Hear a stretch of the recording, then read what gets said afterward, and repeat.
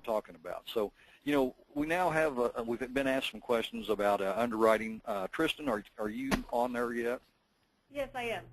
Okay, guys, I want to introduce to you a young lady by the name of Tristan Gartner. She's in our TPA office in Salt Lake City, Utah. You know, Scott mentioned picking good partners, and when I'm talking about a good partner, you won't find any better than that in Salt Lake City. I've been doing business with those guys since 1989. I continue to do business with them.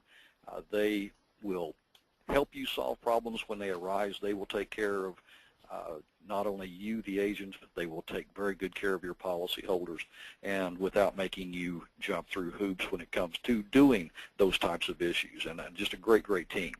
So Jose Brito is the head underwriter out there. He's in charge of all the underwriting decisions. He has chosen Tristan as his, I would say, right-hand man, but I'd have to say right-hand lady, and she's doing a great, great job. So Tristan, I'm going to go ahead and pop these questions up there just like I did for Scott. And if you would go ahead and address those, we would, I'll just be quiet again, and then we will try to get these guys back to work. Okay. All right, so the first question is about the Express app, how it works, and how it would save them time. Basically, you just call into our tele-underwriting department. You just simply mention that you're calling in to do an Express app. They'll ask for your agent number to get it started, so have that ready. We'll go through a list of questions with you as the agent as far as what plan you're wanting, what effective date you want to have, and that sort of thing.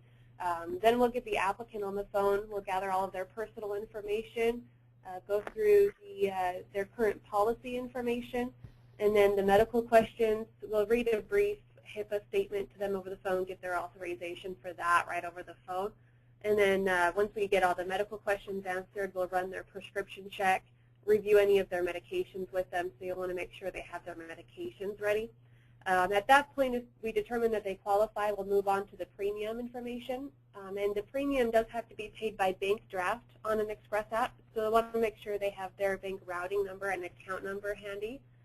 And then once we get the banking information, we'll just finish up with a final agreement and acknowledgement statement.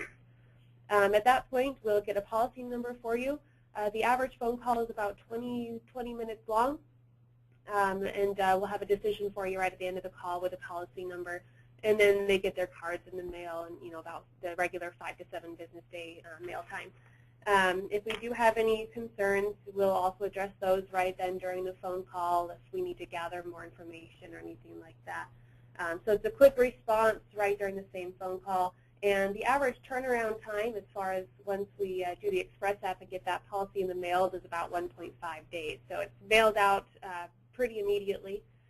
So that certainly saves time as far as, instead of having to wait for a paper application.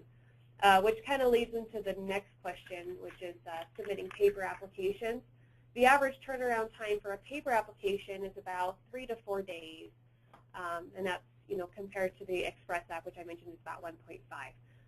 So it's still a pretty quick turnaround time. And of course, that's a clean application, no missing signatures or anything like that. As far as the 2-year look back for conditions, it is going to kind of vary depending on the condition, of course. The heart conditions, congestive heart failure would be the one exception. If they've had that, regardless of when they were diagnosed, that's always going to be a decline. But a lot of the other heart conditions, irregular heartbeats, coronary artery disease, that sort of thing, as long as the diagnosis itself was over 2 years, at that point we're just going to look at stability of the condition. So if their medications have stayed the same, we'll look at their frequency of doctor's visits. And as long as they're not diabetic, we don't want to have those comorbidities together. So if there is no diabetes and the heart condition is stable based on, like I said, the medications and the doctor's visits, then that is something that could possibly be acceptable. Other situations such as cancer, we do have to, just make sure they've been cancer-free for 2 years. So if they've been cancer-free for 2 years, they would be acceptable. Maintenance medications are okay. There are some conditions like breast cancer. They're going to be on maintenance medications for 5 years following remission, and those are acceptable as long as the cancer itself has been in remission for at least 2 years. So the 2-year period, for the most part, and most of the conditions, we're going to be looking at that stability, looking at medication and dosage changes and that sort of thing. But of course, if you have a specific case, always you can call into our tele-underwriting department and run it by us, so we can do a brief pre-qualification for you and make sure if it's worth your time getting the applicant on the line to do the interview or not. As far as rate increases, I may have Bill jump in on this one. The way I understand it is if it's within the first year, their premium will stay the same. If there was a rate increase during that year, then that rate increase would just go into effect on their after the 1 year is over. Bill, is that correct? That is correct. They got a 1-year rate lock on a new piece of business, and then any other rate increase would be after that. So what we're trying to do, guys, is do a good job on our underwriting, which Tristan and her team do. And by underwriting, if we can get at least 75 to 80% of these apps underwritten, that's definitely important to any company, not just IAC, as to maintaining very, very manageable below-trend rate increases. Okay. Thanks, Bill. And then the next one is, if an agent is missing information on a submitted application, what is the communication process to the agent to let them know what is missing? That's handled through our new business department or our policy issue department. And for the most part, they will email is their first point of contact. If you prefer phone call, you can always let them know, and they can try and flag your agent number that's your preferred method of contact. But our go-to method of contact for those is going to be email. And we'll give you a couple opportunities. We'll email you a couple of times letting you know what's going on. If it's a situation where we're missing information from the applicant, like they're not able to give us information about their medications, we'll call the applicant directly on that. And then if we need assistance from you, at that point we usually call you just so we can try and get that taken care of quicker. But as far as missing information on the application itself, the method of contact usually is email. And we do not post it on the agent website. We just email you directly. And then phone interviews, I'm going to assume this question is relating to paper applications being sent in. We do phone interviews occasionally on those. They are not random. They're not due to the age either. It's actually based on the medications. Of course, like I mentioned, we run a prescription history check, and we will compare the information we get on the history check with the medications that the applicant had listed on their application. If there are any discrepancies on that, or if there's maybe a condition or medication that needs some more follow-up questions or clarification, that's when we will call out. So the call-outs are made directly for specific questions related to medications or medical conditions. Tristan, I have a real quick question. Let's say an app comes in on paper and it says no medications. Do you still run a medication check on that to verify that? We do, yes. We will still run a medication check. Yeah, and that will be one of those cases where if medications do come up and they didn't list any on their application, that would be an opportunity that we would call the applicant and just try and get some clarification on that. Great. And then, how many underwriters do you have working on submitted business? If an agent needs to talk to an underwriter, do they have the ability to do so? We do have our underwriting department right now. We have 13 underwriters.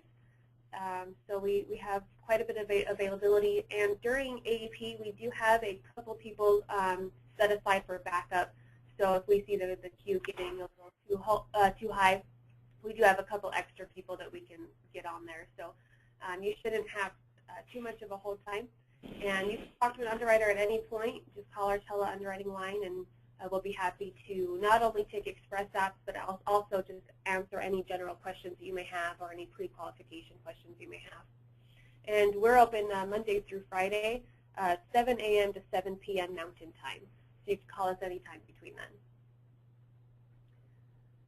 And, fantastic. So I think that was, no, there was one more. I thought there was. I didn't hit the X button. There's one more there, Tristan.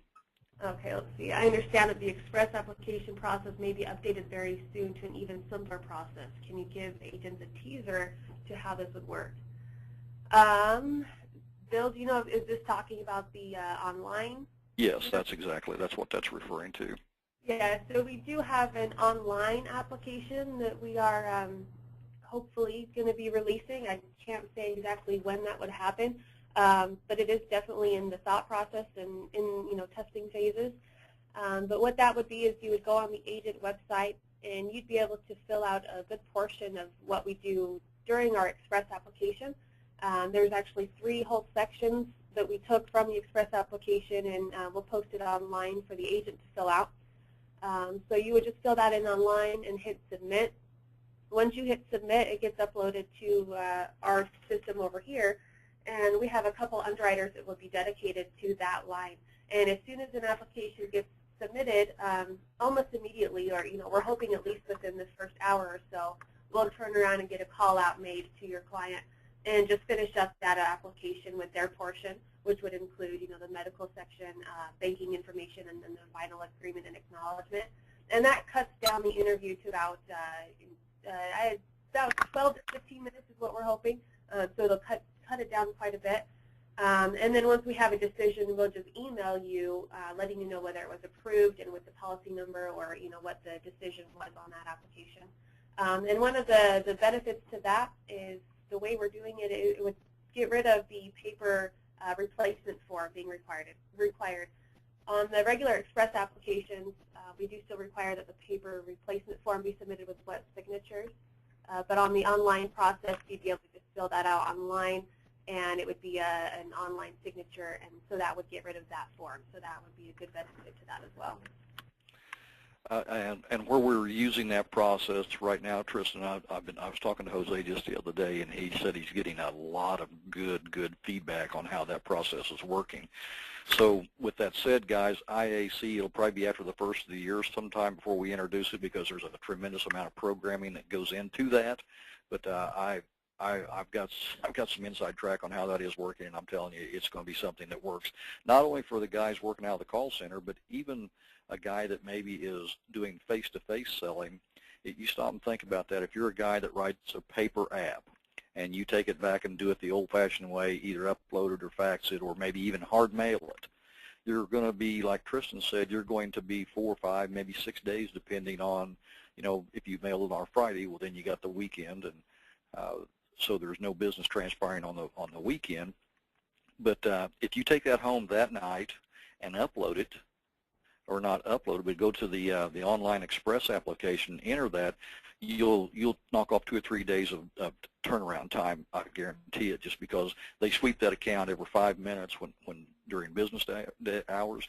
So it's going to move your application up in the underwriting versus a hard mail. It'll actually probably be underwritten if you were versus mailing, and it'll be underwritten before the mail got to Salt Lake City. So great process. We're getting tremendous feedback from it, and I know you guys will like that process. So I believe, Tristan, that was it.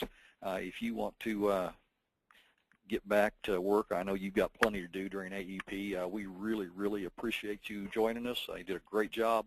And I'll go ahead and cover the rest of this, and if they have questions, I'll get those answered. If I can't answer them, I'll get them out to you. So, Tristan, we do thank you. Thanks for having me, Bill.